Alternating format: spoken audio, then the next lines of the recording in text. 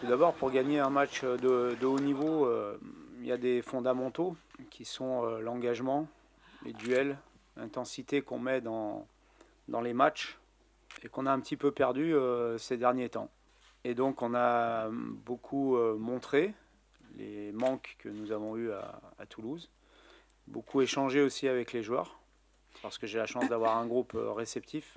Mais dans ces périodes, ce qui est important aussi, c'est de garder de la confiance et du positif. Je pense qu'on a les moyens de retrouver notre état d'esprit d'abord, parce que je pense que c'est le plus important, et nos qualités ensuite. Et rien de mieux qu'une autre compétition que le championnat pour se fédérer autour d'un objectif comme l'Europa League. Ah, et puis les placements ensuite, le 3/4 en avançant. Oui, j'ai eu une belle expérience avec Villarreal, aussi avec Lyon l'année dernière.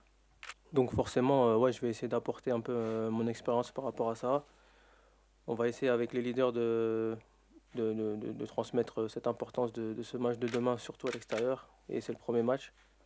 Après, je pense que vraiment le plus important là, c'est de se remettre tous sur de bonnes rails après ces 2 derniers matchs. Et voilà, après, on va essayer de repartir sur une nouvelle lancée avec une nouvelle compétition et ça va nous faire du bien, je pense. La dynamique, parfait. Évidemment que l'absence de Martin est très préjudiciable, mais ce n'est pas seulement son absence, c'est aussi l'absence de notre capitaine, Amari Traoré, de Tcheka, qui est aussi un joueur important, de Laurens Assignon aussi, qui était un joueur important avant sa blessure. D'autres joueurs qui aussi reviennent d'une longue blessure et qui ont besoin et c'est normal de retrouver leur plénitude. D'autres joueurs qui, après la Coupe du Monde, ont peut-être aussi un contre-coup. Donc c'est un ensemble de facteurs. Ce n'est pas simplement lié à la blessure de Martin. Mais c'est vrai que notre équipe est moins fringante depuis la Coupe du Monde que ce qu'elle était avant la Coupe du Monde. Oui, j'ai demandé à Marie de faire le déplacement avec nous, d'être parmi nous pour ce match, pour 3 raisons essentielles. La première, parce que c'est notre capitaine. C'est un des joueurs les plus expérimentés de cette équipe, celui qui connaît peut-être le Stade Rennais le mieux avec Benjamin Bourigeaud. La deuxième raison, c'est que c'est quelqu'un qui est toujours très positif à Marie et qui emmène avec lui cette positive attitude, les autres joueurs et le staff aussi même. Et la troisième raison, c'est que c'est quelqu'un qui fait le lien entre les jeunes générations et, on va dire, les moins jeunes, pour ne pas les froisser.